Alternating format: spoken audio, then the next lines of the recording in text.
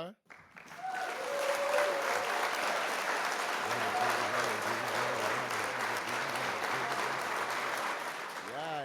Yeah. What it do, y'all? It is your boy Kvngdom, and we are here for episode 2, season 2 of Royal Voices motherfucking podcast. Y'all get into the mix. Come on, time. Come on.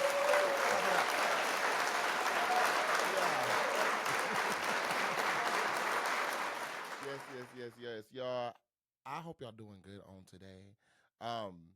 I don't know how I'm feeling today. I just feel like, I feel like every time I sit down in front of this camera, I just think about the whole world around me, my week, my life, all this other stuff. So y'all, if y'all want me to start incorporating like a king corner or some shit in here to start, just divulging what's going on in Josh's personal life, I would be happy to do so. Cause y'all, I kid y'all not. Life be a key. And I really just be here experiencing it. So, but no, with that being said, y'all, Royal. I'm sorry, I had to just get that out because y'all, life would really be a kid.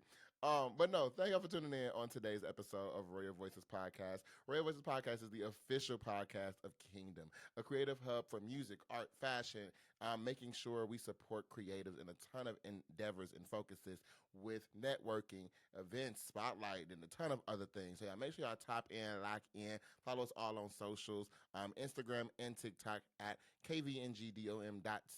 That is for the brand, and for Royal Voices Podcast, Instagram and TikTok will be Royal Voices Podcast, all one word. And to stay tapped in with your boy, your host, Kvngdom, follow me on Instagram at _JAYTHEDON_, and the link tree in my bio will have access to all the things I be involved in outside of the things that y'all see me in on a day-to-day basis. Now, with all that being said, y'all, how are y'all doing? Life has been lifing. The world is on fire, damn near. And let me not say fire. It's definitely, it's definitely, it's that, it's definitely getting scorched, but it ain't on fire, 100%. But shit, shit shouldn't. So I'm happy today that we are able to get here, chit chat a little bit. I'm hoping I'm bringing a smile to somebody's face on today. Do y'all notice anything different? Now wait. Do y'all notice anything different?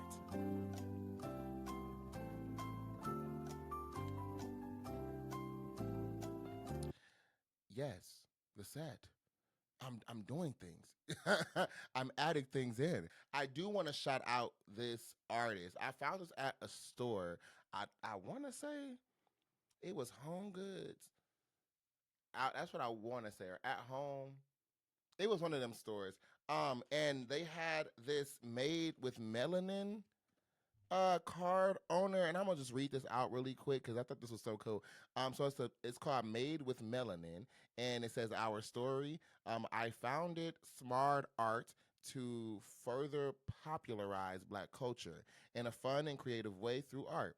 We absolutely love art. Our goal to bring inspiration and happiness to millions through our varied expressions of art. So the at that's on here is at THE.ARTIIIST. So the dot artist with 3 eyes. Shouting them out, not paid, not sponsored, none of that. I just saw this out and I bought this, thought it was cool, so I wanted to just share and uplift the community as Kvngdom motherfucking does. Okay, go ahead and support. Yeah.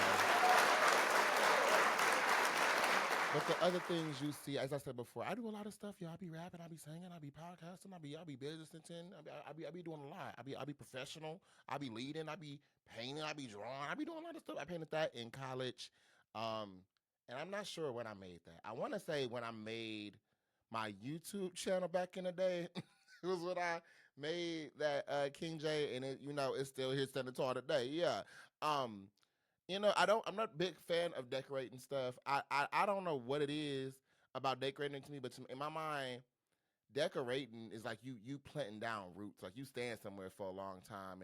And even when I was in college, people would make fun of me for like not having nothing on my dorm walls or me not like really putting effort into, decorating my dorm room. And then my mom like, y'all, we gonna be here for a year. And at the end of the year, I'm throwing most of the shit away anyway. So why am I decorating anything? That's how just I felt about stuff. And then when I moved to my apartment, it just got very like, I don't know. I've always just had this short term mindset in my head for stuff, and then you look up, and then years pass, and you're like, okay, I could have decorated some stuff. I could have did some things, but I feel like for Kvngdom, for this podcast space, this is cementing some. This is cementing some roots. As I said before, making roots. Y'all gonna see this face, yeah, and you're gonna see Royal Voices podcast and Kvngdom here for some motherfucking time. So get into it. Get it used to. Yeah.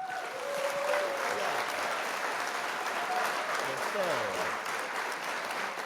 Rain forever. So might as well put up a few posters and stuff, a few pictures and stuff. So yeah, but y'all, we got a lot to get on this docket. So let's go ahead and jump right into our politics segment, okay? I got a few, topics on the agenda for politics today. But let me say this first and foremost, and hear me when I say this. I am not no news outlet. Okay, I'm just being 100% transparent with y'all. I am not no news outlet. Okay, the way the news operates in this country, every 2 damn seconds, it's another headline, it's another article, and it gets overwhelming. And I know some of the tactics is to overwhelm the audience, to make you not be sure what to pay attention to while bigger things are happening behind the scenes. But I'm not gonna be here to confuse y'all. Okay, we gonna read a few topics, but I'm really gonna stick to the bigger, things that are on the agenda. I would encourage y'all to go ahead and do your own research. When y'all come in here and we chopping it up and hanging out and stuff like that, if I'm reading any news, believe I'm lying. Believe I'm lying. Okay, if it's not my opinion and I'm reading something, believe I'm lying. Google is free. Please do your own research. Please do your own research. Okay? Everything you hear from me, no, it's king shit. Okay? I said what I said. And you can go ahead and do your own research. Okay, now we gonna speak truth here. Let's clarify that. We gonna be Buck Bean 50 here. But go ahead and discredit me. Go ahead and disprove me. Go ahead and research your own stuff, okay? So, on the topic for today, the talk of the town is specifically two things. First, all, and I have to make sure I say this. So I'm pulling this article up right now before I say what I'm going to say.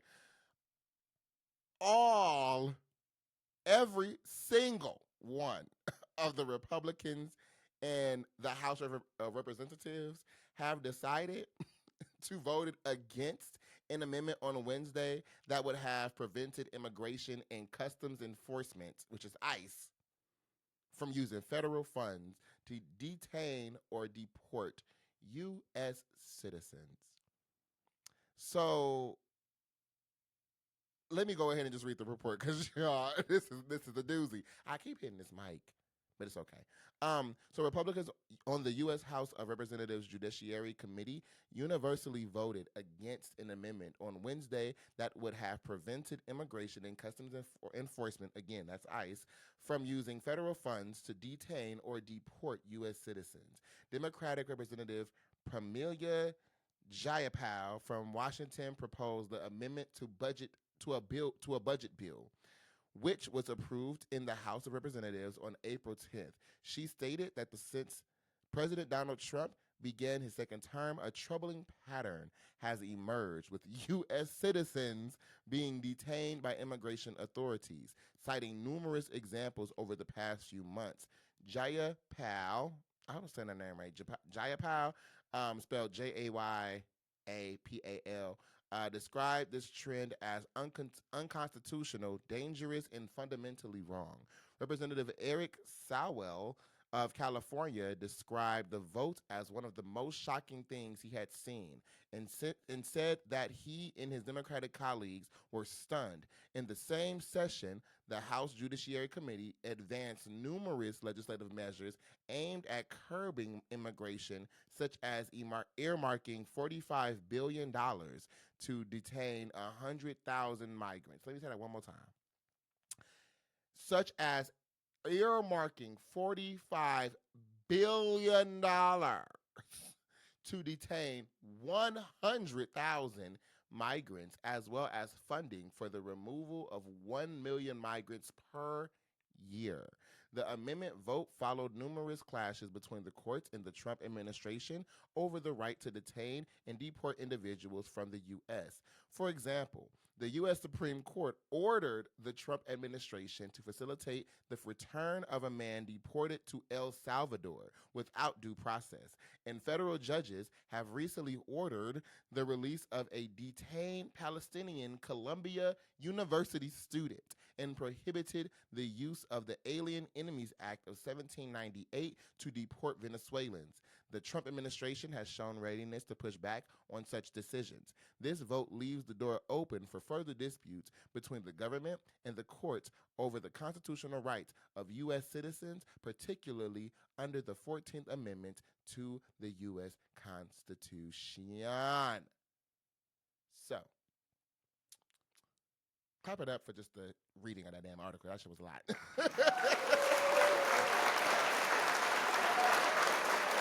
So, with that being said, I just really want to I want to echo something that report stated as far as the trend of U.S. citizens being detained by ICE over the last few months. And again, the man that was deported to El Salvador, despite being a U.S. citizen, in the claim that he, I believe, is an MS-13 gang member, according to Trump and friends. I want to say we are at a part of a constitutional crisis where the authoritative nature, the dictator nature of things are in your face, right? Just for those who don't know, there are 3 branches of government. Do anybody know what those 3 branches of government are? Fuck the way, I'll just tell you. Judicial, legislative, and executive. Okay? We have these 3 branches of government to ensure nobody oversteps their motherfucking authority, right? This system of government is the reason why we do not have, a king. Because America originally started breaking away, right, from that mentality, right? So the way government operates, we have checks and balances. And the thing about the Supreme Court, when the Supreme Court says something even to the president, they have to follow those things. I didn't see it if y'all freaking the fuck out when y'all recognize, as I mentioned in the report, Trump and friends just said fuck what the Supreme Court has said about bringing home the man who was sent over to El Salvador, right? And also acknowledging that U.S. citizens have been getting deported without due process. U.S. children have also been getting deported in that mix as well, accidentally. So I want y'all to just understand what just happened on that floor. They voted, every single Republican, mind you, every single one voted to allow ICE to detain and deport U.S. citizens. Instead of addressing the fact that they fucking up, they wanted to change the law to make it legal. We is in danger. And I'm saying this not like I'm saying this because yes, there's a few other steps that got to get done in that process, but y'all be getting too close to comfort for shit. And the amount of people I've been seeing and hearing say stuff like, "Oh, well, we shouldn't believe it until we see it," or "Oh, we shouldn't we shouldn't focus on it until it's in front of us, until we're actually there." These are the things that are warning signs. They're trying to make it legal to deport U.S. citizens. Where in the hell are y'all gonna go? If you are a U.S. motherfucking citizen, if you've been here since you were born, where in the world would it make logical fucking sense to deport your ass if it comes down to it? On top of that, what would be the grounds for the government to deport you?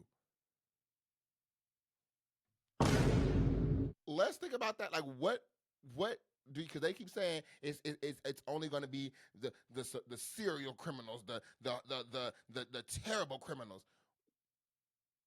How are you determining that? And where are you going to send U.S. citizens? I find this interesting that this is a thing at the same time as y'all building police sanctuaries. Y'all are literally building police sanctuaries right now. Y'all are literally discussing over policing black communities, according to Trump and friends. At the same time of saying now you're going to deport people, or you're wanting to. Y'all having conversations, like I said before in previous podcasts, certain conversations, I love a good debate, but certain shit, we're not going to discuss it because it's not a debatable thing. It doesn't even make any fucking logic. It doesn't make logical sense. You're trying to deport United States citizens. The math doesn't math.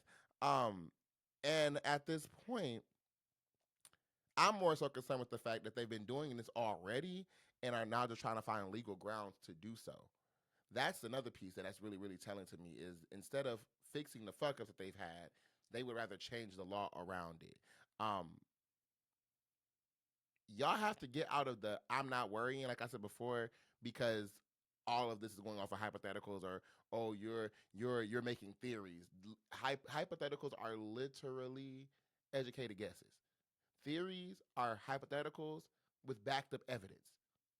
That's it. So if you're not going to recognize there's a problem at this point, it's because you don't want to. A lot of y'all are scared and would rather double down on a double that you know versus acknowledging the fucked up shit that's going on around you and having to do the work to fix it. Or acknowledge that you are the contributing factor as to why we're going through the things we're going through as a country. Trump supporters, this is what y'all voted for. Because now the trend going on social media now is, well, I voted for Trump, but I didn't know he was going to, I didn't know tariffs were going to happen. I didn't know he was going to start deporting people. I didn't know he was going to, fuck up the economy even more. I didn't know. You thought it wasn't going to impact you. You knew what you were voting for. You just thought you were going to be excluded. And that's the problem there. This is crazy. This is some shit. Like I said before, shit is hitting the fan to an extent, but it's not, 100% all is lost. You know what I mean? We still have freedoms. We still here. Shit is going on around us we don't like. Dangerous conversations, dangerous decisions are being made, but there's still time to revert everything going on. You know what I mean? And it's not moving so fast to the point that, well, kind of is, but it's not moving to this. It's not moving to the point where it's like we don't have any type of contribution or hope to, change the narrative or change things. Y'all have power. Like I said before, as people, call your representatives, bombard motherfuckers, and I mean bombard motherfuckers. The people that you've elected are here to work for you. But I've also said in the past, I have a gripe between utilizing the system, but also acknowledging the system's flawed. So you're hoping to use the system the right way in order to get the results in which you're hoping for, and hoping that the system will work as it was designed to do to bring justice and all of that, while also recognizing the very system is being exploited by the people who are supposed to maintain it and enforce it. Like I said in the previous podcast, who do you call when the police is the one committing the crime? Food for thought. And you know, I think in these times, recognizing everything ain't on fire yet is the silver lining. You got to find the grace. You got to find the optimism of it all, and still, you know what you can do as a person. Don't freak the fuck out. That's fear. Prepare, prep yourself, educate yourself, research. But the other story that I had to cover on today was this was a similar message echoed by Kamala Harris, which I just gotta.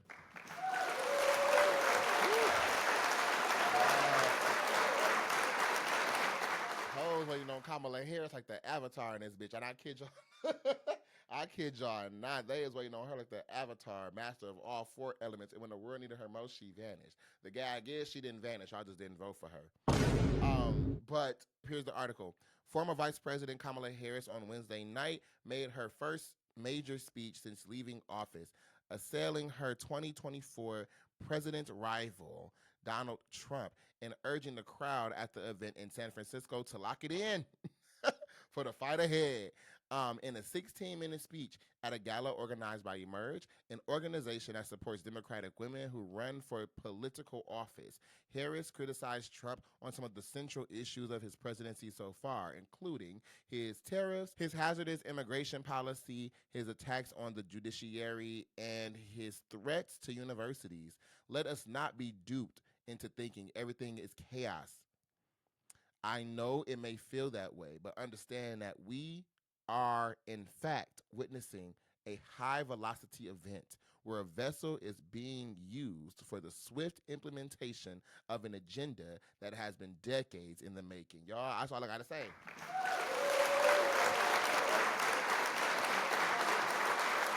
I would encourage y'all to go ahead and watch the speech she gave. You can find it on YouTube. You can also find it on Google as well, and MSNBC, Fox, and a few other places. I would encourage y'all to go ahead and check that out and kind of hear what she was saying. But the bulk of her speech was really about not only the BS this administration is doing, but recognizing you still have power. So I want y'all to leverage that. I know again, like I said, even for the political space, my goal here is to not bombard y'all with information, but to give you something to run with, learn about, and they're going to be kind of the bigger topics being discussed in the political space right now. And I really hope that it inspires y'all to do your due diligence as a citizen, as a person, um, in this country, because it's a lot of weird shit happening. And to all my immigrants, all my undocumented folks and stuff out there, no people are standing with y'all. Um, I don't care what your citizenship status is in this country personally, and I'm saying that as we recognize a country full of people not from this motherfucker.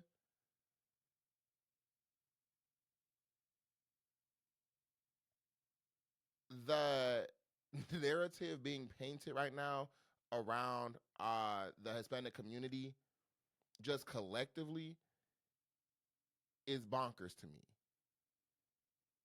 And people are concerned of just going to work. People are concerned to walk into courthouses because folks are getting snatched the fuck up off the street. Please do your due diligence. Focus, stay safe, unify, shut the hell up if you need to shut the hell up. Um, I really don't know how to go about this. And respectfully, the crash out in me, the crash out in me is preparing to crash out. But the realist in me at this point in time is saying operate accordingly. Okay? And move smart, move cautious. Cause we in the weird ass time. Weird ass motherfucker time. But we gonna get through it. And I really believe everything gonna work out the way it should. So be safe out there. I heard y'all talking about some predictions with the government and leadership and all that. Child, I don't know where the hell this series is coming from, because I feel like every other day I get on TikTok or Instagram and or Red Note, because y'all get into Red Note. I get on these platforms and I start seeing talking about some. It's going to happen July 27th, or it's going to go down in the next 2 days. One, which I'm referring to, which I'm referring to, and two, and two, where y'all getting this math from? That's my other question. Is like, where the hell is these theories coming from? Um, I don't know. I don't know. But just want y'all to be prepared for the world. Take things serious. Shit is overwhelming. It can definitely be a lot of, things to focus on, but pay attention. Okay. And again, don't move in fear. Move in strategy. Move with thought. Pay off your debts. You know what I'm saying? We still in this bitch. And despite what you hearing on the news, take some time, turn off the damn phone, go touch some grass. Go outside. Breathe in the air. Go look at some water. Something to get your mind off of all the shit of the world. Okay? Y'all stay safe out there. So y'all, on today's creative advice, I really want to get into some things. Spite is a motherfucker. Spite is a motherfucker. People truly can have an issue with seeing other people succeed, watch them receive things or witnessing them receive awards or acknowledgement, or even if people simply don't get their way in a situation, people will lash out and do things just to fuck with you, block your blessings, or see you fail. Transparently, I like to call this activity bitch ass nigga activity. Okay, I hate a pussy nigga. I hate a bitch nigga. I hate a bitch nigga. I do. I do. I'm not saying people got to be the most upstanding individual in my eyes, but just I cannot stand a spiteful motherfucker. And I'm saying this an echo of what we talked about when MCT was on for Artist Spotlight. If you haven't had a chance to go check that out, go ahead and tune into that out now. But when he was on, we talked about competition, right? And competition, especially in the creative space, can exist amongst your peers. If you're in music, if you in design, if you are in artistry, you kind of come across people, and even in regular day life, like when it comes to school, it's motherfuckers who think they're the smartest one in the room, or you go to a job and you're applying, there's applications and being compared. We navigate spaces of competition all the time, and I truly believe competition can be really, really healthy, right? It can be something that motivates you to go harder and put the time in to be the best or to be better or to grow in the spaces in which you choose to. So if you going around saying you him, you her, whatever, a lot of the time you get to that position because of competition, people around you who have inspired you to be better, or in cases of people who are operating spitefully against you, sometimes it's a get back. Okay? So I say this to say the competition that exists amongst people, if they start moving in a spiteful ass way, be cautious of that. Because it's people, again, on this plane who will simply do shit just to watch you crash out, or simply do things just to hope you fall and you fail and you don't succeed just because it's you. Motherfuckers like this are truly losers, and respectfully never win in the way in which they think that they will. Hoes be miserable. Be miserable weirdos. Very much miserable weirdos. And will do things to antagonize, will do things to destroy simply because you exist in a way that you do. To avoid this space, to make sure you're not a person operating in spite, to make sure you don't fall into that bullshit ass way of acting around people or against people, you got to be truly, and I mean this wholeheartedly, you have to be truly comfortable, secure in who the hell you are as a person. First and foremost. First and foremost. I'm saying that because y'all, a lot of the time, spite comes from motherfuckers who want to be in your fucking skin so bad. They just want to be you. We have to acknowledge that. People be saying, y'all delusional. No. It's some people. It is some people on this planet that wake up in the morning, go through their day, and watch every single thing you do. The way you dress, who you talk to, how you talk, what you eat, your routine, what you wear, how your hair look, what color your eyes is, what shoes you got, what job you do, how much you make. Like, they want to be you so bad. And people like that, motherfuckers like that, they got to talk to God. That's nothing between that's them and God. Okay, that's something that they truly got to work on. That's them as an individual. But other times, and most of the time, people move spitefully simply because something didn't go their way, or you have something they don't have, or something that, or you have something or possess something they want to have for themselves. You know what I mean? And I want to make sure I say that clearly. These things can happen at the same time, right? So I didn't get their way, and now you have something, or you have something, and they believe you having that is why they didn't get their way.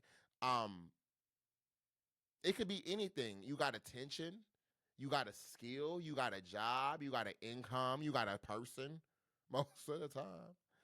A personality trait, a physical trait, something along the lines of something that they want to have for themselves. And when they recognize they don't have it and you do, a lot of the times that people be beefing in the world today, now you got secret beefs. Now you got an op. Now you got imaginary issues with a motherfucker. And a lot of the times, especially in the world of social media, you got issues imaginary wise with motherfuckers you don't even know. People have issues with you secretively, who you don't even know. And you start catching wave of people or even knowing who they are because of the way that they're moving. You know what I mean? So many people, especially with the world of music today, all of these fake ass beefs, or even social media influencers, all these little teenagers and 24, 25, 26, 20, people between less than 30. I don't know what it is with us, but it's like everybody is beefing. And it baffles me because half you hoes can't even speak in public, who can't even talk for real. You get social anxiety from even seeing people face to face. You scared to pick up a phone call. So you're beefing with people solely on the internet through comments or through spiteful ways of hindering somebody from achieving things. That is how most of the beefs of the world is today. And that's why I told y'all on this podcast, I'm not bringing a lot of um, personal beefs with people. Or I'm not bringing a lot of the celebrity issues to this podcast because, one, I don't give a damn. Two, I don't know these motherfuckers, and it's weird to me people chiming in on people that they don't know about. You know what I mean? Especially, it's one thing to discuss things they're putting out to the public, but when you are truly engaged in opposition against somebody, it's crazy to me. Now, I do want to say we are capable of being spiteful. Yes. Okay. We are all capable of, operating in that way. But in order to avoid that and be better and, do better, you have to recognize a lot of things don't deserve your attention. It don't deserve your time. It don't deserve your focus. You know what I mean? For me specifically, let me focus on me. I'm the type of person that when I recognize somebody is moving spitefully or got an anger or a grudge or just don't like me, can't explain why they don't like me, but don't like me. My first reaction, again, that crash out in me, is wanting to lash out. Who the fuck? What the fuck? What's the what? But then when I pause and see who it is, right? It's hard for me to beef with people, have issues with people, once I can rationalize and recognize your insecurities. Once I can notice, especially the visible ones, y'all don't recognize how much you wear your insecurities on your sleeve. And moving in hate, moving in spite is one of the biggest red flags. You know what I'm saying? When you walk into a spot with people you don't even know, and by the end of the night, you got a problem with everybody, or everybody got a problem with you, it's showing. In insecurities, again, could be physical, could be mental, but a lot of the time is conveyed through how y'all speak, through how you talk to people. And that spite is something so unique. It's something so specific. It don't even take a rocket scientist to recognize you pissy. You pissy as hell.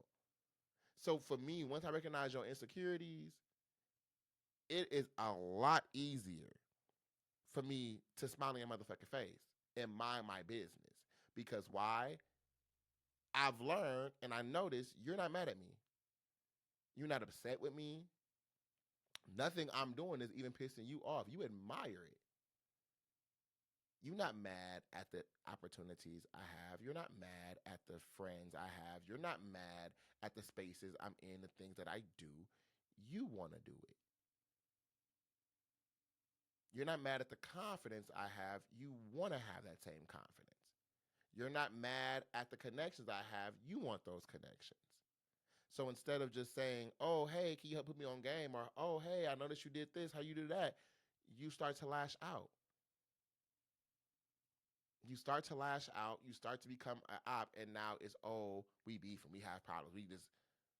And people don't even know they got issues. So when I recognize that, it's a lot easier for me to walk away, smile in the motherfucker face, and mind my business. Because now you got to go talk to God. You have to go work on yourself. And if you are a person going back and forth with a spiteful motherfucker, that is the height of clownery. And the joke will always be them. The joke will always be them.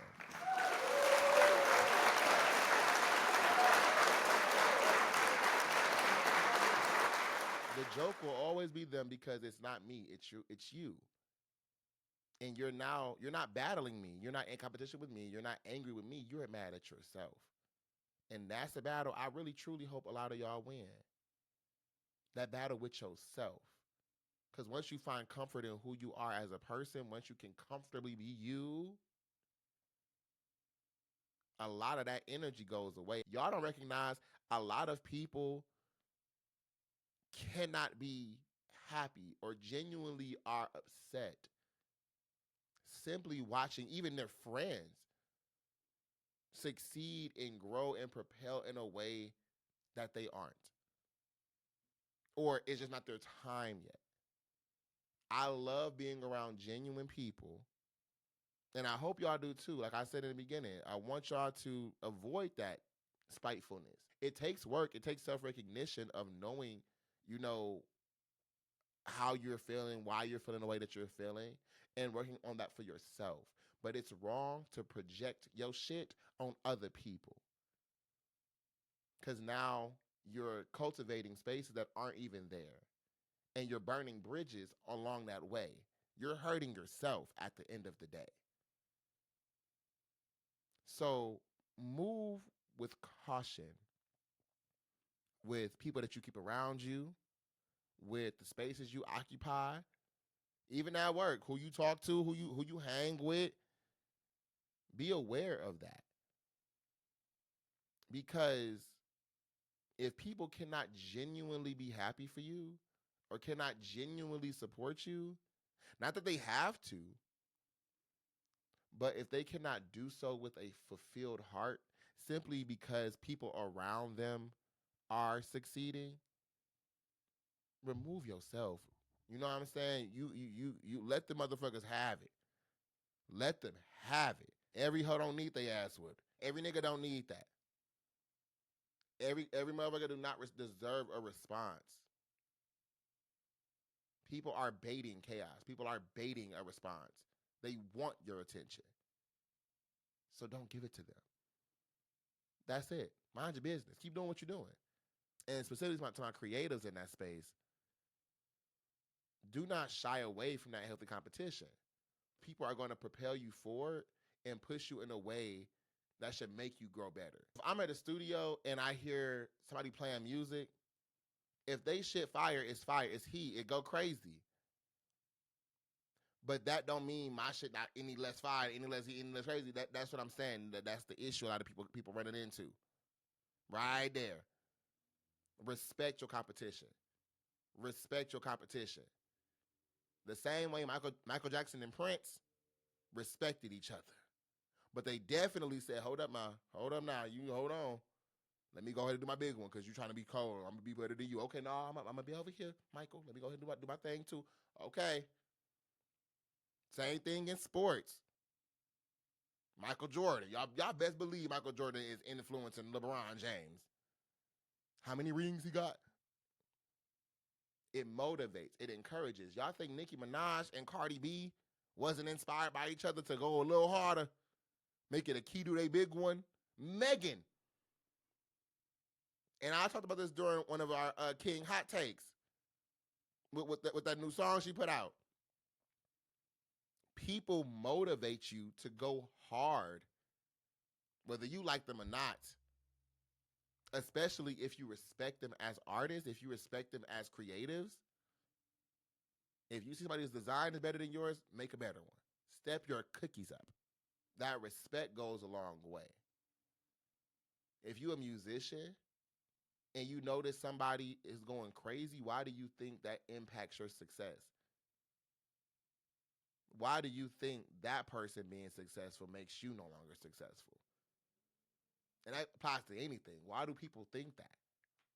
Why do y'all think it's only a limited space to eat? Why do y'all only think there's a counter of how many motherfuckers can succeed, can grow, can be better, can do the damn thing? Why do y'all think so many people are ops? Why do y'all think so many people? The math just don't math to me. But be true to yourself. Be comfortable in who you are, and when you got that recipe down, you'll be able to comfortably acknowledge, good job. Because you know, to the next motherfucker saying congratulations, saying you did good, saying that shit was cold, does not impact you negatively. It builds connections.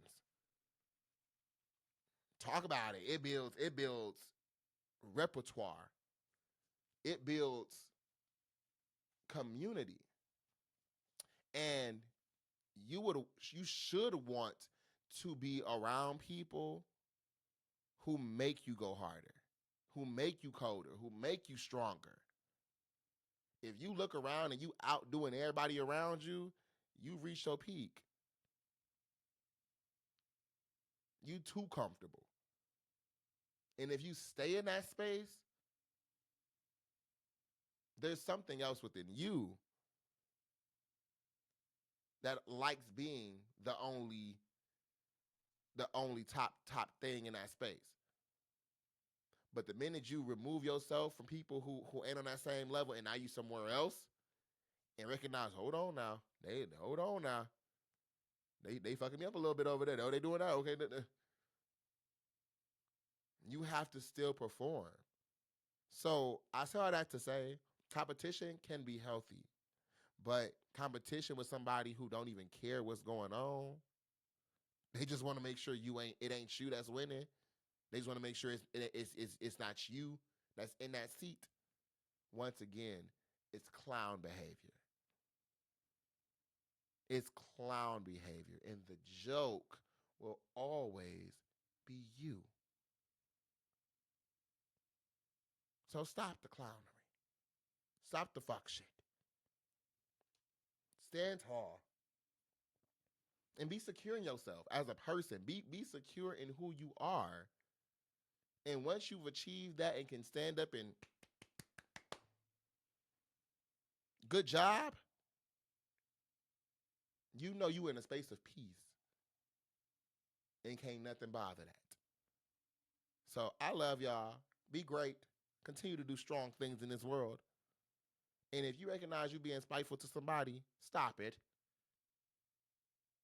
Address your insecurities and step your cookies up. That's all I got to say.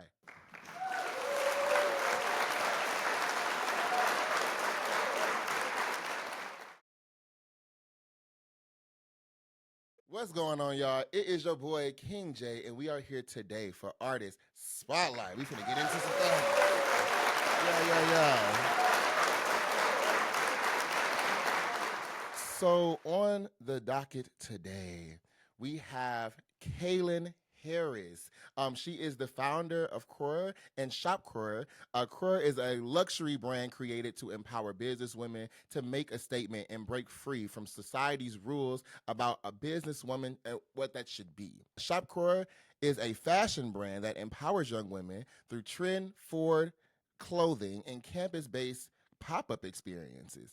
Through fashion design, styling, and creative direction, she's passionate about helping women express themselves and show up as their full selves. So, with all that being said, I want to take a second to welcome my good friend, Kaylin Harris. How you doing, Kaylin? Hey, Joshua. I'm happy to be here. Yeah. What it do? How you feeling today? I feel good. It's a work from home day today, and Mm, I got to rest, so I feel rested, okay. motivated. So again, we talked about before we got everything moving. Mhm. How crazy it is. Full circle things are going. Because about a year and a half ago, we were um in Madison in a car. I think it was like an Uber or something, talking about Kingdom and talking about all these plans that I had. I was coming to you for advice. For real, 'cause I'm like, okay, how are you doing and things on your side? Because this is a lot. And I was saying how I wanted to do this very podcast, Royal Voices. I wanted to bring people on and uplift people, and I told you, you're going to be in the mix of that. And to have you on episode 2, I am just so excited to have you here. And really just want to shout out that full circle experience. This is crazy to me. I know it really is, and I'm proud of you again. I know I said that, but I'm proud of you because like this is a journey. It's a journey, and you're here whether you're at the beginning, the middle, doesn't matter. You're here, and that's all that matters. I'm proud of you. This is good and professional. Thank you. You listen, that's the part we're trying to have too, because I be doing my one too. I be with some goofy shit sometimes, but I be wanting to make sure that professional quality is there, but still authentic. Yes, You know what I mean? Um, yes. so with all that being said, let's jump right into the nitty gritty. So real quick, I mentioned it a little bit in your bio, but in your own words, your own perspective, what is Krior? What is Shop Krior? And how did you get involved in starting this business endeavor? So Cror is like my child almost. I'm just gonna put that out there. It is my child because it's constantly growing and developing, pivoting, moving, disappointing me at times. But it is a brand that I created just off of making my dream come true. I've been designing since I was, I don't know how old, in middle school, and I've always wanted to be a fashion designer. And Krior is just my way of making that dream come true while at the same time wanting to create something fun and real for other women that are like me. I didn't just create a brand that I think the audience is going to enjoy. I am creating a brand that I enjoy, or that I want to enjoy in my Mm. current state, wherever that is in life. Shop or SK is somewhat of like my version of a spin-off, I guess you can say, in a sense. TV shows have spin-offs all the time. I think we have spin-offs in life as well. And I got to a point where I just felt like I was hitting a wall, and I wanted to somewhat pivot and serve a different market without creating a separate brand. And so I pivoted, and this was the pivot. It's more of a lifestyle brand. It speaks to my younger self. It speaks to people like my younger sister, and her friends, and yeah, it serves them, a lifestyle brand for college students, but not just any college student. HBCU college students Okay, specifically. talk about But I it. wanted to serve that market because that's me. That's who I was. That's where I grew. And that's where my sister has grown. And yeah, I wanted to create something for that version of myself. And I mean, I don't know. I think that it's constantly changing. So maybe tomorrow I would have a different response, but that's what it is today. Oh, I love that. You touched on a few things. I think, especially in the beginning of it, as far as you said, sometimes discouraging or sometimes disappointing.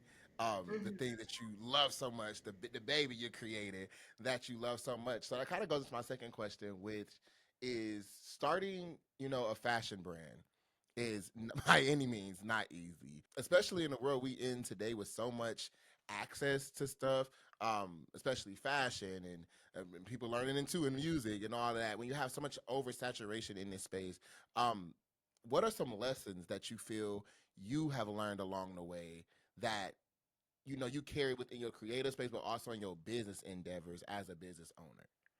I think the first thing is to enjoy the journey because this is a journey. Like, for most people, it's not, you're not just going to wake up and what you imagine is reality. um you gotta work towards it, you gotta learn in some seasons, you gotta fail in some seasons, you gotta start over in some seasons. And so I think just enjoying the journey, that's number one.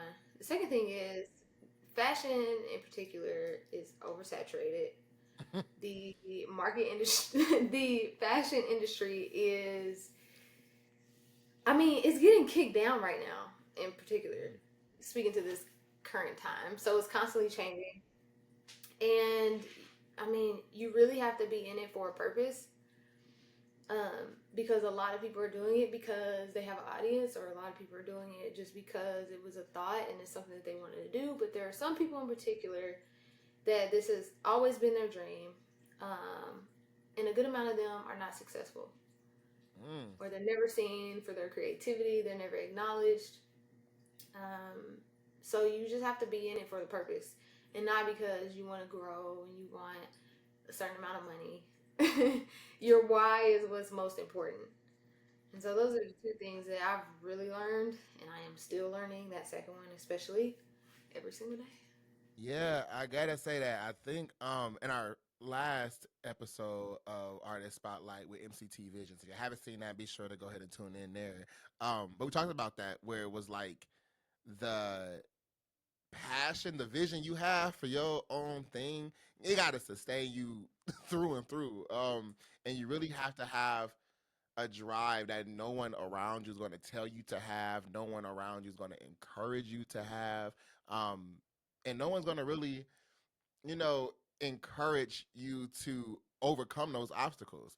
A lot of people will hear, things are happening or things are becoming challenging and will tell you more than likely, maybe you should just do something else. Maybe you should just, let that go. Maybe that's not for you. So I'm glad that you not only recognize those things on your journey, but you recognize I can overcome these things. And like you said, pivoting is something we have to Mm-hmm. get comfortable with because I'm one of the people who definitely don't like putting work into something and trying to make something shake and then realizing, well, maybe you didn't think this through all the way, or maybe you didn't think about Right. that, and now you have to shift your narrative. So, um, with that understanding, how do you find balance with all of this stuff, right? How do you stay abreast with all the designing, all the curation of the creative side of things while managing the profitability, while managing the scaling, while managing the marketing? How are you finding the balance for all of that?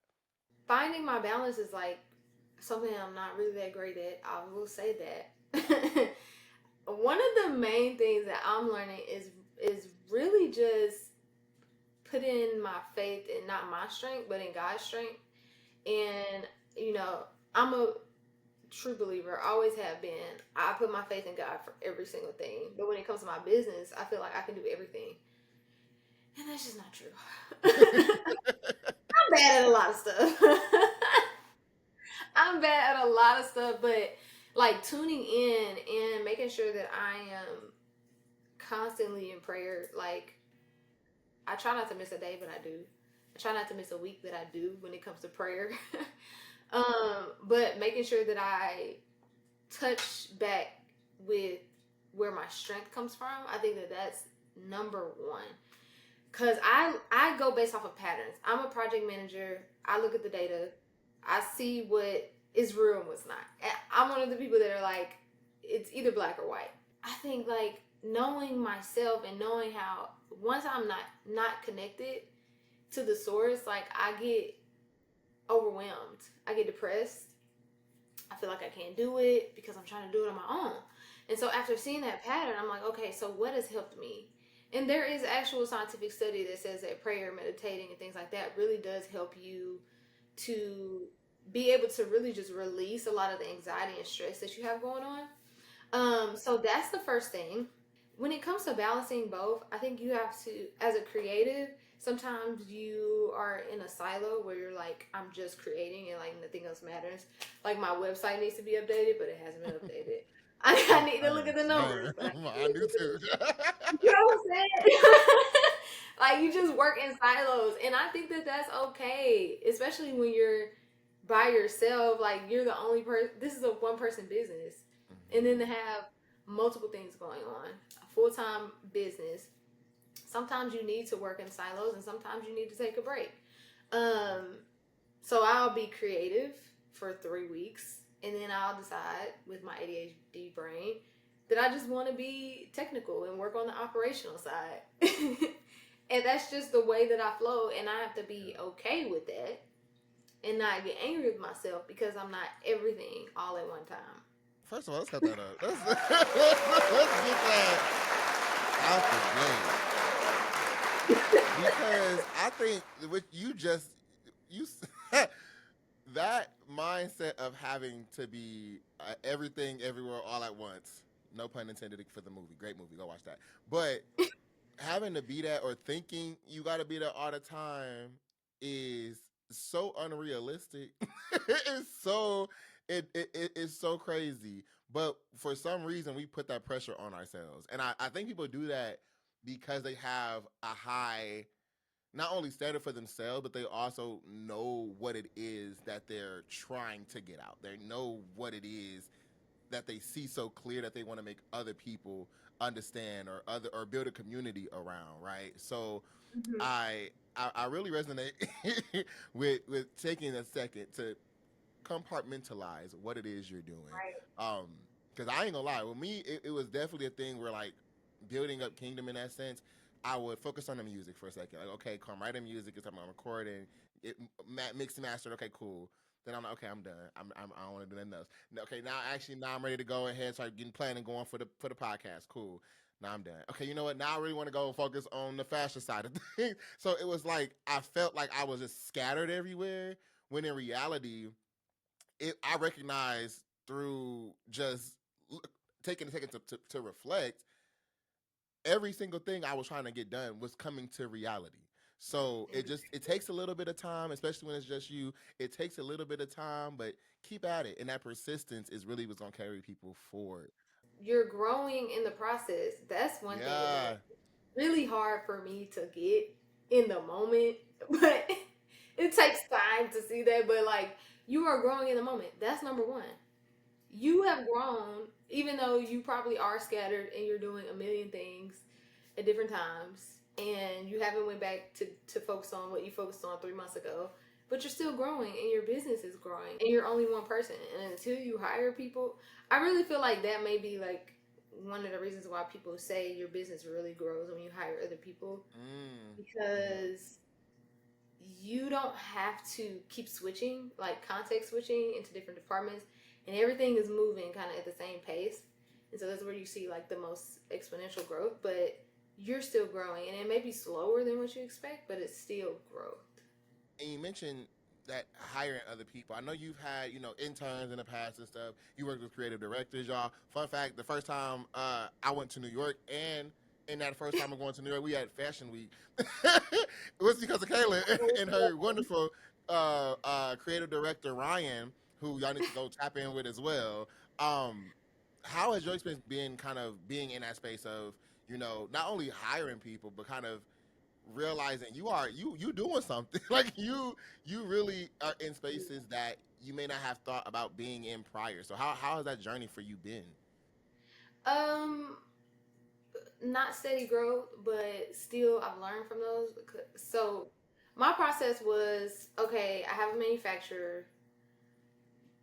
Did I enjoy having a manufacturer? Not really. Is it working? Kind of, but maybe I can do something where it works faster and it costs less. And so like it was a learning journey for me versus like I feel like sometimes I want to grow real fast, but then sometimes I really just want to learn every single area and I want to try things out, and so I just do it because I can. And so that was a journey. So I worked with a manufacturer. I got that experience. It was cool. I decided to see if I was like, okay, what if I am the manufacturer? So I was like, okay, let me try and start manufacturing in house. And so I got a space. I hired some interns, and I feel like things were happening quickly, but I learned that people, more people doesn't mean that you're just gonna grow. There's more to it than that. To have a warehouse, you need to have more machinery, Yeah. more people. And that's really how you make things happen quickly. And so I was kind of tracking how quickly it was taken to complete like one blazer, for example. And I was Mm-hmm. like, okay, it took 2 days, which was like 6 hours in total to complete one blazer. Okay, so it feels like I need more sewing machines. And so it was kind of just like a journey of learning. And then outsourcing too, if I wanted to do that. So I kind of played around with that a little bit. And I honestly think that based off of just mentorship and everything, that I may go back to having a manufacturer. But the process has been great. Just to answer your question, I feel like that I'm learning a lot. End goal, I want to do everything in house. Is it feasible today? Probably not. Um, but it will be at some point, and I have the foundational skills from that. Also, just working with other people, Mm-hmm. being able to teach other people things, and then them teaching me things. Like I grew a lot in that process. But I'm in the middle of a pivot right now, figuring out, okay, if we're doing manufacturing, then it has to be in the U.S. We all know why. I do have a U.S. manufacturer, but are they the best people for me? And just finding the best manufacturer. So it's been a good process, a learning journey, I'll say. You just touched on it a little bit. I was going to our next question. Our resources, right? Now, Royal Voices, we got a little segment for politics, and I always say, y'all, we is not no news outlet, so we gonna give y'all the top politic things that I should be aware of, and encourage y'all to do y'all Googles and research, because believe I'm lying, just don't believe me. Go ahead and research on your own and form your own opinions and things like that. But within this space, especially with like tariffs and stuff going on, um, how are you navigating kind of that, and not just you in this immediate moment, but throughout your journey overall? How have you been able to navigate the struggle many creators, especially in the fashion space, struggle with as far as getting resources to just create their fashion ideas or sustain their businesses? How have you navigated those challenges? Getting resources is really like a people thing. It's like you have to people. You got to get to know people. You have to ask questions. You got to reach out and go down a rabbit hole to get really nowhere sometimes, but sometimes you may find a valuable resource. You have to try out. Like there are so many designers that have had bad manufacturers. Um, there are a lot of designers who have gotten money stolen from them through manufacturing. Like you really just have to go through that process. um, I think that I found a good resource. I feel like I found good resources, but they may not be the best. And like you just have to put yourself out there and start asking the right questions, trying to meet people. One of the things that I like to do is like join clubs or communities and things like that. So there's like retail communities out there. And so I joined that at one point, and that opened up a lot of doors for me. I ended Yeah. up having a mentor that was like this. She was like the COO for a pretty big like jewelry company. I'll just say that. And she gave me a lot of advice and a lot of feedback, but also she has connections and resources as well. And so you're peopling, you're getting to know people, you're asking people to be your mentors, you're joining clubs and getting out there. I went to a conference and it was like an entrepreneurship conference, and I met so many business owners. But they're not just business owners that are there. There are resources that see that as an opportunity for them to make connections with you. So there may be, you know, people who want to build your website or just want to lend a hand, you know. Like there are so many people that are there that you can learn from. So I definitely think that me navigating it is like reaching out to people and getting to know people. And it's not my best trait. I will say that. I have never been the type of person that's just been like a people person. I love people, but I have to like get out of my shell to really just, like connect with a group of people and things like that. That piece about the networking, because a lot of that is simply just building a sustainable, reliable, well-connected network. I think one of the biggest things I learned when we, again, our Paris, lol, our New York fashion trip was, y'all, we was there for work. Okay, so mind you, we and Kaylin used to work together, and everything she just said, I already felt she had already. You know what I'm saying? Because we do it in the work capacity. So as far as building connections and networking, no problem. I kid y'all not. We can do that in our sleep. But I remember we were at an event, and it was on a rooftop. And Mm-hmm. I remember looking over the city, and I was like, we in New York on a rooftop during Fashion Week. And at this point, you could kind of, well, specifically Ryan, again, shout out Ryan Sherman, great individual. Um, Yes. he kind of had this energy, like he already been in the mix. He used to this, he do this, but you could tell, just me and Kaylin, and just looking back on this, you could tell me and Kaylin was like a little bit out of our element, or a little bit just like shocked. It wasn't even out of our element. It was just something we were trying to get acclimated to, comfortable to do, but like So had to get hard. consistent with. And he came up to us and he was like, "What is it that y'all do?" Who are you? And we were like, well, Kaylin told us something. Oh, well, I'm Kaylin. I own it. No, no, no, no. You are Kaylin. You are a fashion designer. You are doing it. And Yes. I think having that understanding really made us navigate that event a lot more better, especially that rest of that trip. We started getting more confident. And y'all seeing this lady work behind the scenes. She's truly passionate about her work. Like she's truly committed to it. And I remember taking the pictures we had with the Polaroid and all of that, like on the subway or in the hotel. That diligence really is pushed by people around you, that network in the company that you keep to kind of support that up as well. That trip was another example of just resources. So Ryan, I can't even tell you how we met. No, no. I hired him as a creative director for a photo shoot. And it was like the first big photo shoot that I was doing, I think. It was like, okay, I lied. There was like a photo shoot I did, but I kind of scrapped it. And then like this was the one because I was like, I had to go to Houston. I'm like, this is the one to get the quality that I want. And that's where I met him.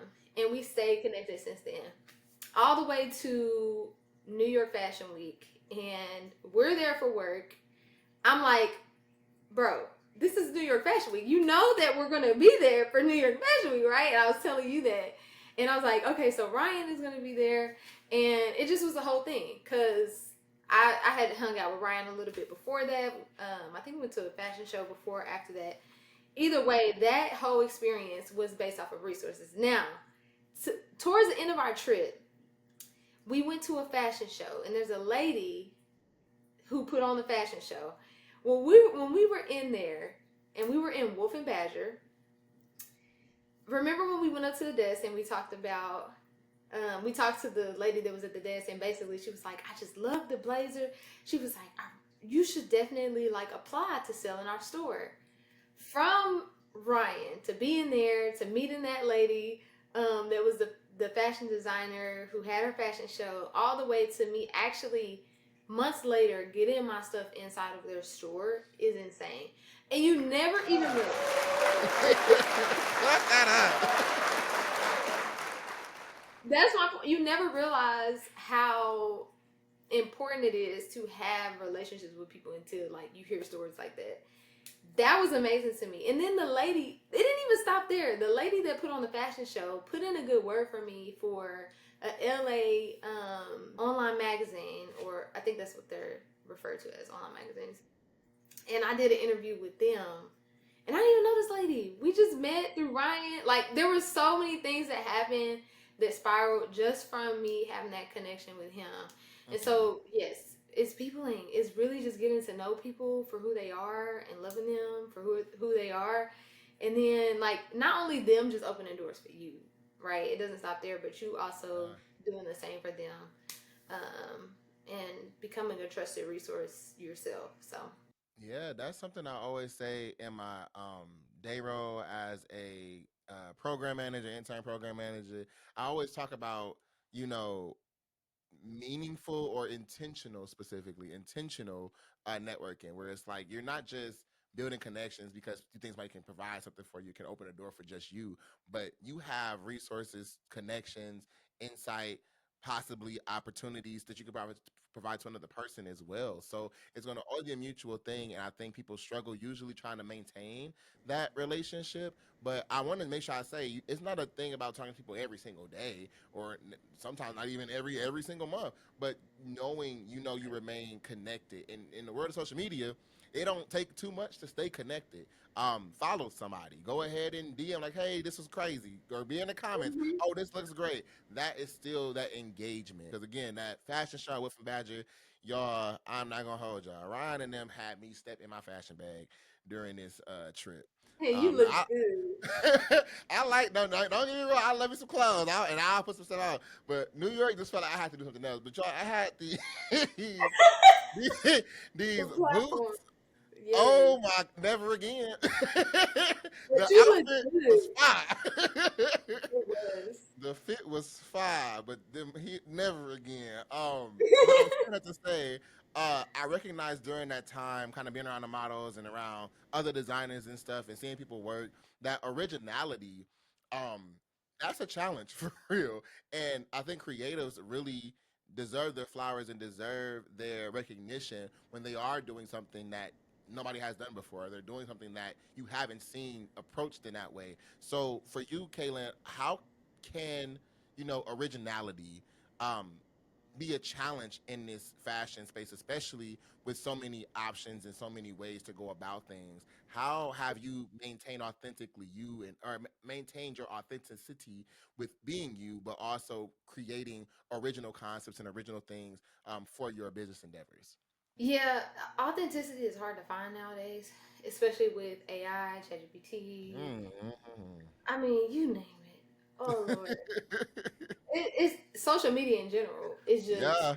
it kills authenticity, and that's one of the things that has helped me. And I really do believe that it's a revelation that I had in stepping away from social media. It's more than just isolating yourself. It's remembering who you are, not watching what other people are doing constantly. That's something that we get in the habit of doing, and we see what so and so had on, we see what trends are out, and what's trending does not stay around long anymore. Let's just point that out. Trends don't stay around long at all anymore. Um, so just stepping away from social media is something that helps me. I deleted my social media at one point, except for my business pages, and I was just strictly business.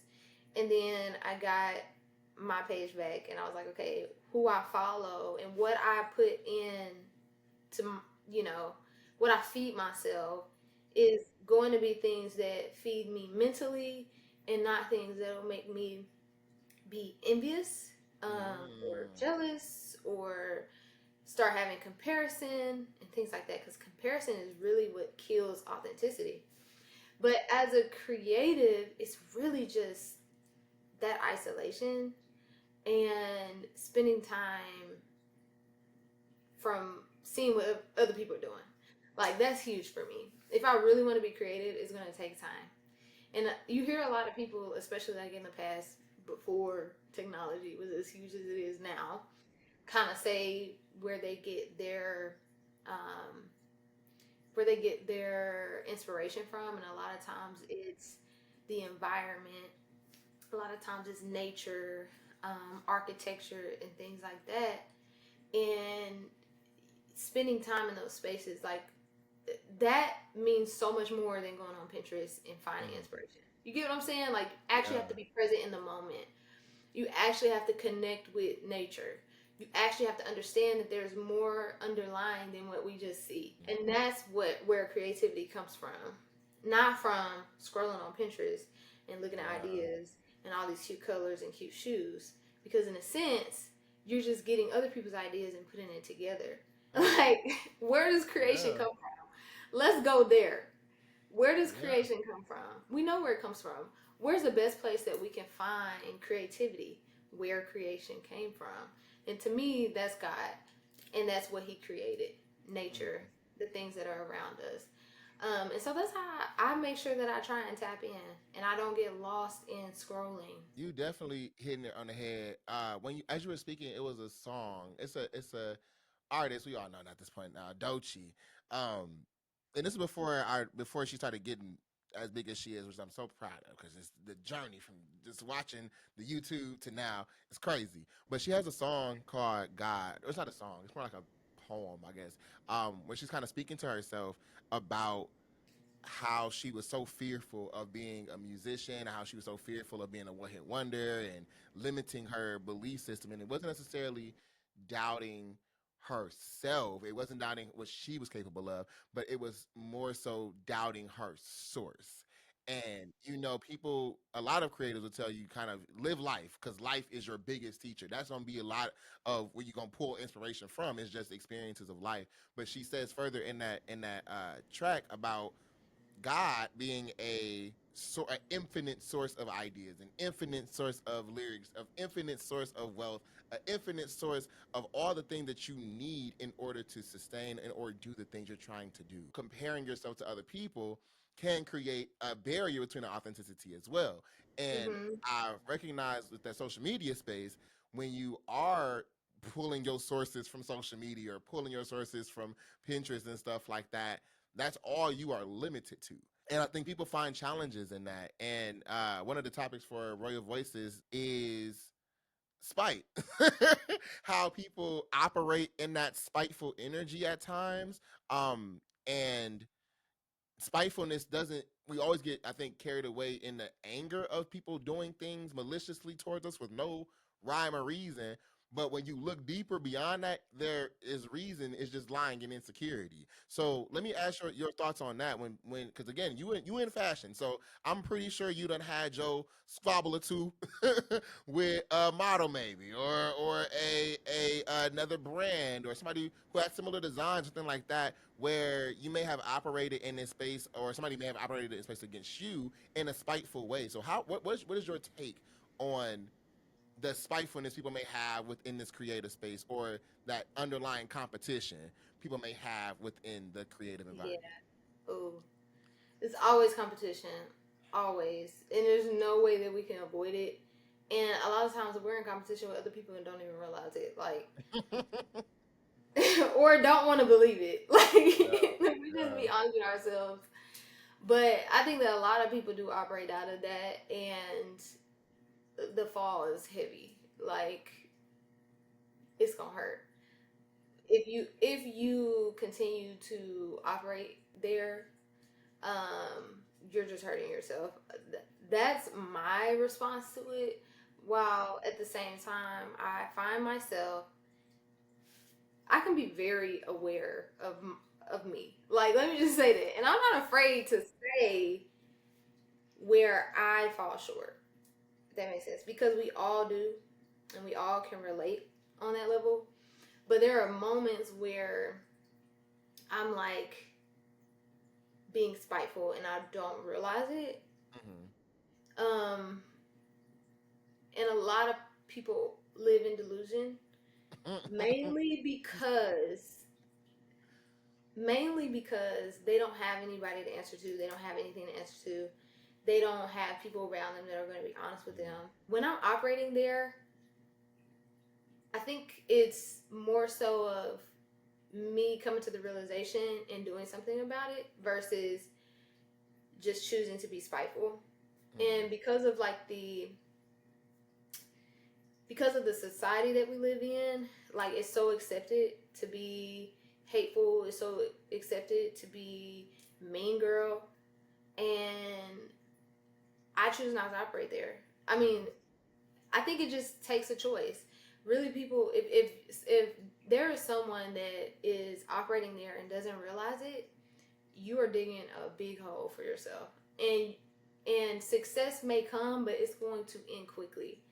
Um, we see it in the news all the time when people are going up and then they crash. Like, things happen. So it's always good to just try to be the best version of yourself. And that's all I'm saying. Like, me growing, we all are spiteful. We all are mean. We all be hating sometimes. But it's Mm-hmm. coming to the realization that you are and changing the way that you are to be better and not just living there just because, like, it's accepted now. You know what? Cause you is on the money. I said that in the podcast too about just fully recognizing you as a person. There's a thing called shadow work, right? And people think that's demons and stuff. No, shadow work is addressing the things about you you don't like, the things about you that we've been told make us bad people, but we all experience. So, like she said, that spiteful, that anger, I recognize growing up, especially getting into creative endeavors, you're going to always find somebody or find a individual that's in the space that you aim to be in, or somebody that's doing something that make it look so easy, and you sitting here struggling like, okay, I'm trying to get this done. Why? And that can easily turn into jealousy. That can easily turn into envy. That can turn into spitefulness.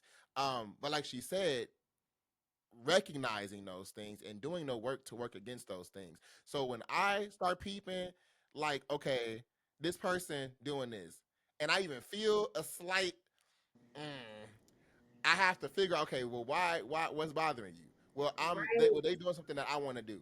Okay, so put your pride aside, because my word of the week was pride. Yes. Just being truthful. My word of the Pride. week was pride. Put your pride aside and tap that individual on the shoulder and say, hey, I see you doing this. How did you make that happen? Instead of saying, Right. oh, I don't like what you're doing. It's stupid, and it's not going good. It's gonna fail. Well, it's not. You don't even believe that. You're telling yourself that because you feel insecure. So Exactly. that is something that you got to grow into, and something that people, again, it all goes back to just self-reflecting and holding you accountable as a person. Yes, and like I tell my husband, like, uh, don't expect that person to respond back to you because they don't Mm, have to. And just being just a kind person, period. Like, understand that they're going through things, you're going through things. They may not be the best version of themselves. You may not be the best version of yourselves. Like, that mm, awareness is so important. We all have egos, and a lot of times my yeah. ego is so big. Like, my ego is so big sometimes, but it's Yes. really just insecurity. That's the root of it. You said it. Like, it's me being insecure about something that I am unhappy about. So I need to figure out what that is, and we need to get to the root, and we Right. need to cut it because this cannot continue to go on. Like, you want to be the Yeah. best. Like, whenever we get to wherever satisfaction is for us, Mhm. the top, wherever the top is for us, whenever we get there, I don't know about you, but I want to be the best version of myself. That I don't want part. to get there and be another. I didn't want to say his name on the podcast. Did okay? I Talk don't want about to it. Trial get. going on today. I don't want to get up there and be another Diddy because I didn't Mhm. fix all these problems that I had.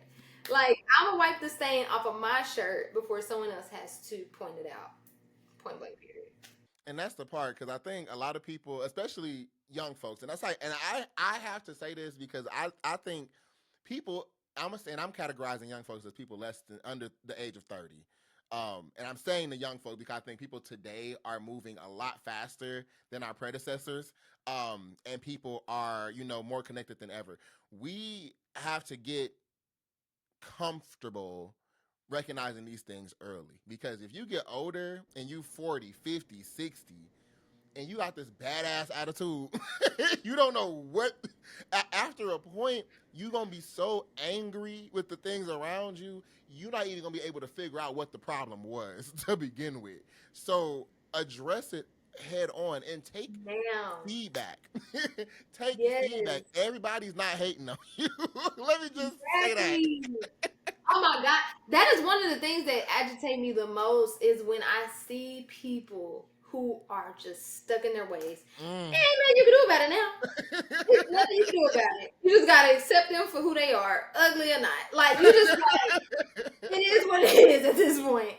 There's no Bro. changing them, and I never want to be that. Never want and, to be that. and that's the part we want to hold. If you cannot hold yourself accountable, Hmm. you gonna have a very, very, very hard life. And everything around you is like Kaylin said, is gonna ultimately fail. Like I said on the podcast, when you doing that clownery, the joke will always be you. Every time. Every single time, the clown will be you. Because especially if you can't recognize it. Picture being the clown that don't even know you wearing a red nose. That's the part that I really hope Kingdom is providing visibility for, is like, we all have a journey, and I say all the time, people only show the success, they show the end result, they show the money, the stats, the deals, the sponsorship, they show all of that peacefully, but nobody wants to show the challenges they have to grow from. And I just Right. love the conversation we having right now, because it's showing the Hmm. human side of these things. Something that you said about social media, how you kind of took a detox, took a second back, but then jump back in, but then you kind of dibble and dabble with social media when you're feeling like it. And I've just noticed your content specifically, because again, I'm trying to get in my little social media bag. I've lost a lot of interest in social media, but I also understand it's popular, it's important, and it's essential in kind of building that community. So it's a double-edged sword. But for you, I've noticed there was a lot of spiritual or motivational content kind of coming across my FYP from you. So I was really interested in kind of what inspired this kind of content. Six, I don't even know, 6 months ago, 8 to 10 months ago, really, if you would have talked to me, the number one thing that I would be craving is impact, and like feeling like I'm not making any. And honestly, if we have a scale, I was not.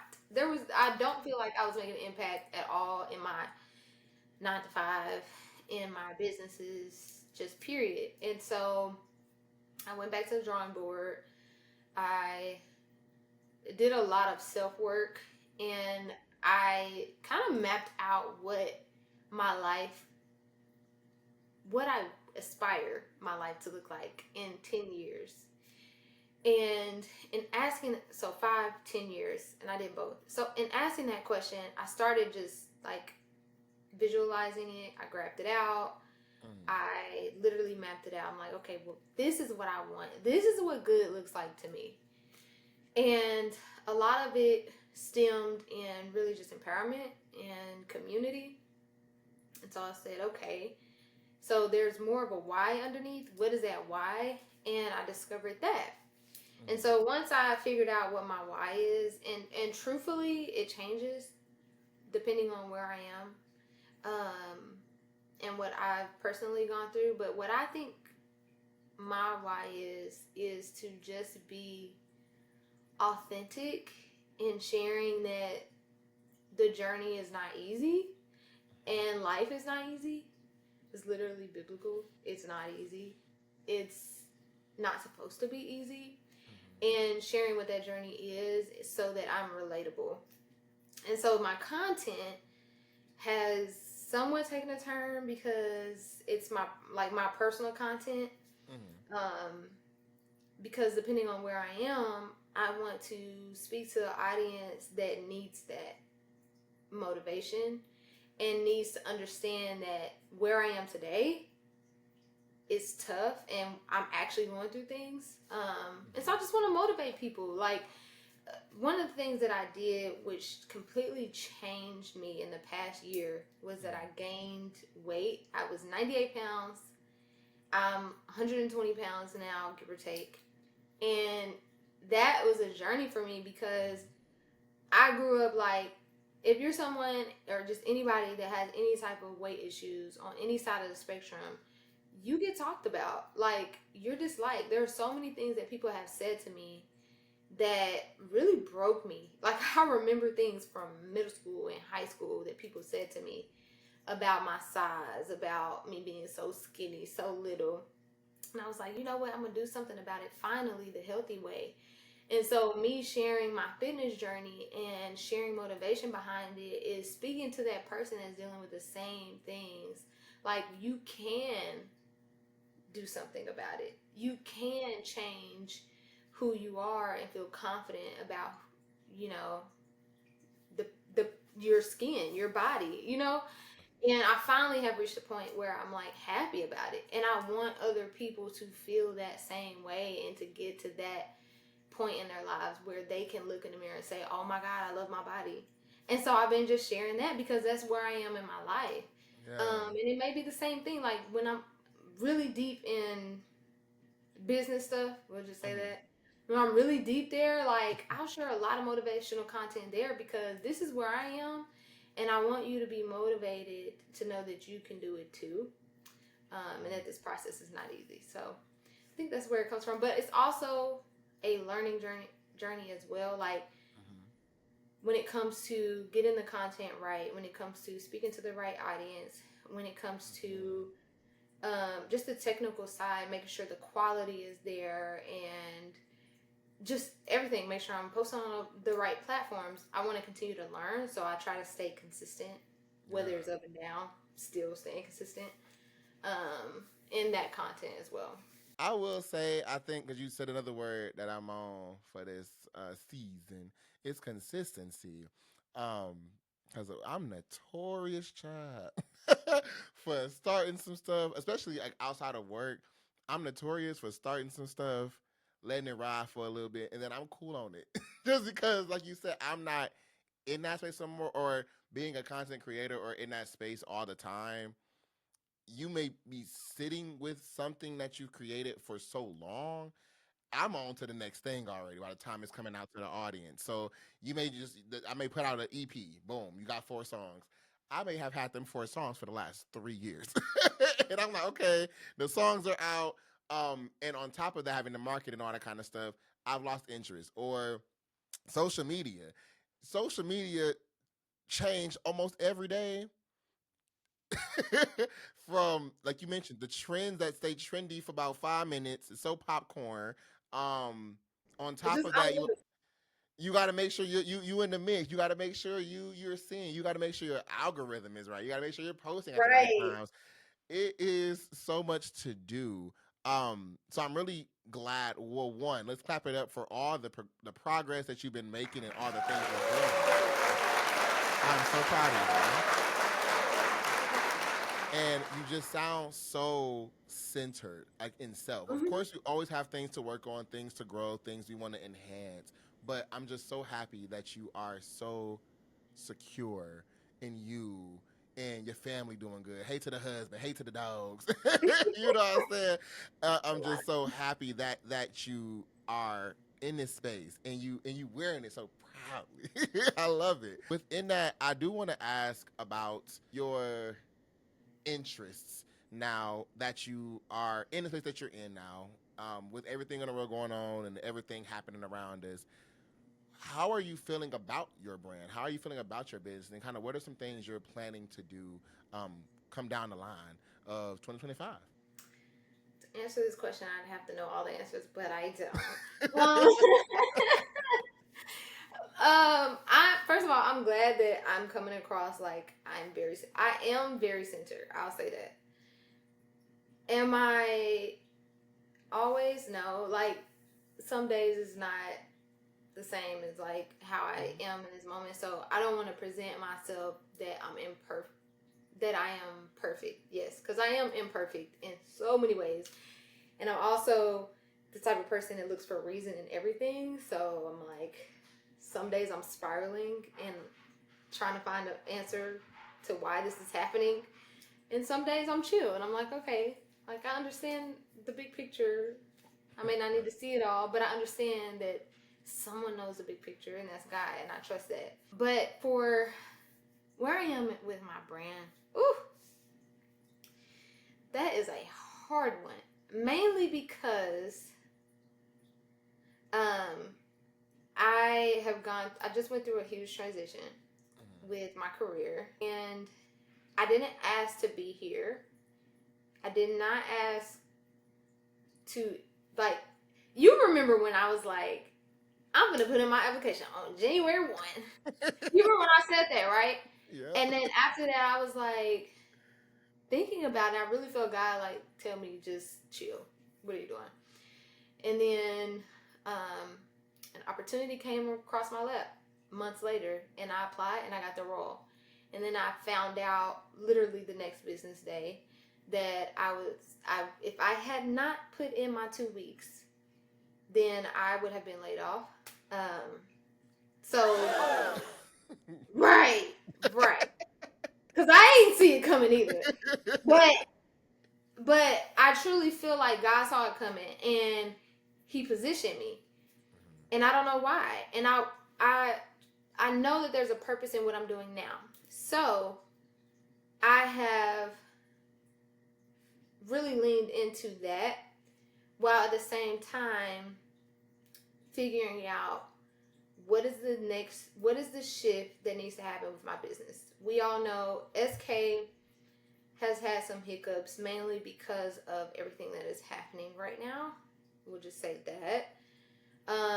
With politics and core, I'm pivoting, and I want to find the purpose for the brand, and I want to understand exactly where I want to take the brand in the next year or so. And so it's taking time for me to figure that out, long story short.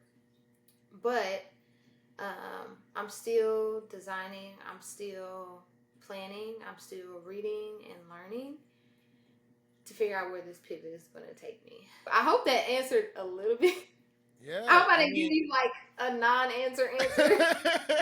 no, that definitely does answer. And I think again that transparency, 'cause I think people think we just got stuff figured out. It's the thing called the fishbowl effect, right?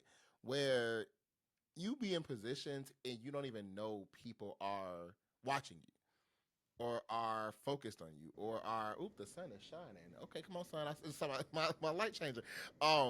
But you don't even know that. And that glass bowl effect really will have you thinking one way, or people who perceiving you one way. I don't Mm-hmm. I cannot count at this point how many times people have come up to me and said, Josh, I see you doing a thing. Oh, you big bank now. And I'm like, what's big bank now? Well, I'm seeing Kingdom. I see his trademark. I see the fashion line. I see the I'm like, right. we get we get stuff moving. We're growing. We're learning. But I cannot take that perception from them. If people have these beliefs behind what we're doing, that's great. But I like having these environments to show the reality. It's challenging. It's not easy. It does not happen overnight. You don't always have a ton of help. You don't have any help sometimes. And Mm-hmm. it really just be on your shoulders. So really want to commend again all the things that you're planning and the comfortability you have in the pivot, because so many people have a struggle to even want to acknowledge that they may need to pivot. So much so, like you said before, that their businesses will fail or that their creative endeavors will fail simply because they're not Mm-hmm. willing to align with what makes sense versus what they believe it to be or what they want it to be. The data behind it all as well when you're doing your research and doing your analyticals is definitely helpful too. So I would encourage everybody who's tuned in to, get friendly with Google. Go ahead and purchase your membership for ChatGPT so you can, Okay, have $20. okay. I'm gonna put on some little games because these things are helpful in again maintaining you as not only a business but as a creative in the space that you're in now, the journey you've had this far. There's other people who you may know, may not even know, watching your journey, watching what you're doing, and are truly inspired by what it is you are doing. So, for those in the world and people tuned in today on Royal Voices podcast as well as Artist Spotlight, is there any advice that you would give to creators overall, or even to the fashion designers or those individuals trying to get into creating those fashion lines that they may need right now? Um, Learn as much as you can, meaning read books, gain mentors, watch the journeys of other designers or people in your industry. Really, that's what's most important. Like, especially if you're in your 20s, like, we are. Um, your 20s is a time to learn and do everything. And you made a comment about, like, you start and then you stop. And I think we just have to understand that the journey of learning, like, it is much lengthier than we expect it to be. It doesn't happen overnight. So just learn as much as you can, soak in as much as you can. And when you're in your 30s or 40s, you can really put years of experience behind that. And then for people that want to start a fashion brand, definitely do it. But again, read. There's a book that I am currently in the midst of reading. We'll say in the midst of reading because I'll be on it and then I'll stop. It's called Fashion Brand Management, and it is the most honest book I've ever read about fashion. And I went to school for fashion. Read that book if you're into fashion. Um, Answer all the questions. Do the case studies. Do your research. Fashion Brand Management is a really good book, but there are so many other books. I mean, I could go on for days. There are so many other books that you can read that you can just learn from other people's experiences. And good luck, because it is a long journey. And everybody always says, like, the journey is the, yes, the journey, it is everything. Because once you get to where you want to be, you're going to have more problems, you're going to have more responsibilities. And right now is the time. What are you waiting on? Just do it. Just go for it and live in the moment. And it does not have to be perfect. It doesn't have to happen overnight. But you're going to be okay. Okay, and you're gonna be fine. It's already done. It's already done. It's already handled. Okay, I don't want to it's be 50 already. today.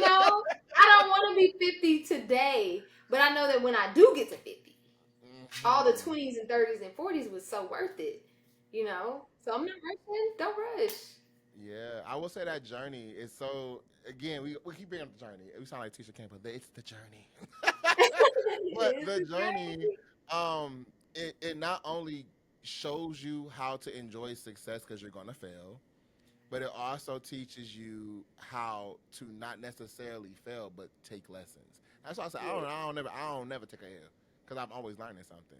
That up and down that we experience is meant for a reason. So when you get to where you, for some reason, because we'll have a vision in our head or a goal in our head, we'll get there and not think beyond that goal. So you get to that goal, and then another goal pop up. But right. now the next goal that you need, or the next goal that you're trying to achieve, everything you learned achieving that first goal is now prominent and present and needed for that second Exactly. goal. You're so right. In that time where we were down, like we may have needed that rest. It doesn't mean that we weren't still going forward. It just was that we weren't going at the pace that we expected in that moment. So if you are at a low moment and a lot of stuff is not happening and it's not lively and you ain't at New York Fashion Week this year, it's okay. You may need that rest because wherever it is you're going next, you're gonna be tired. Tired. You're not gonna get them. Tired. Because I kid y'all not, that trip we was high. I just think if people continue to stay the course, stay focused, stay driven, and again, like I've been saying, fuck all that haters get money. Right. It's gonna be people who go against the thing that you're doing. But I firmly believe if it's meant for you, it's meant for you. And ain't nothing a man, child, woman can do on this planet to block what God got for you. So go Exactly. for it and see it through. Now, Kaylin, it's been great having you here today. We have one more question.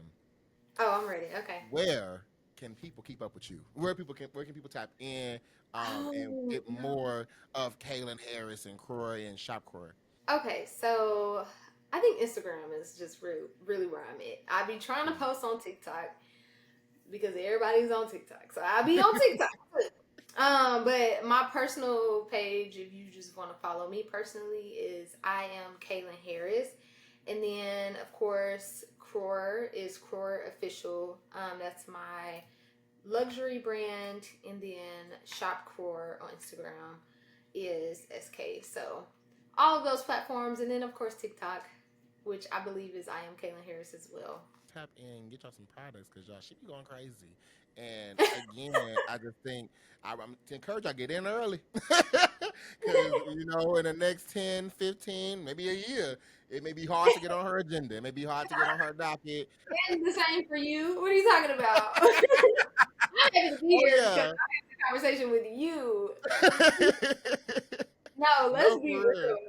Like, listen, I told them I started putting stuff up around the set and stuff because we're gonna be here for a little bit. So Uh-huh. we just getting started. I love But it.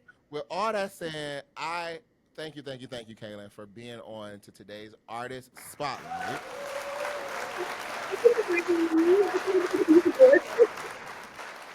Yes, yes. And again, we gonna stay tucked in with everything that you're doing. Thank y'all for tuning in to today's episode of Artist Spotlight, and we'll be right back to Royal Voices. So I want to thank y'all for tuning in to today's episode of Royal Voices motherfucking podcast. Y'all. Yeah.